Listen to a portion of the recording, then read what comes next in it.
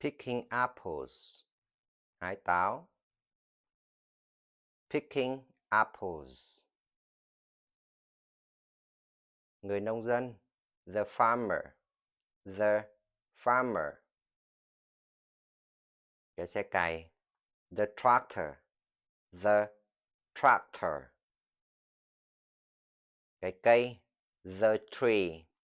The tree. Cái rổ. The basket. The basket. Cái thang. The ladder. The ladder. Những người bạn. The friends. The friends.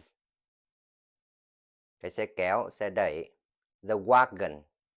The wagon. Những quả táo.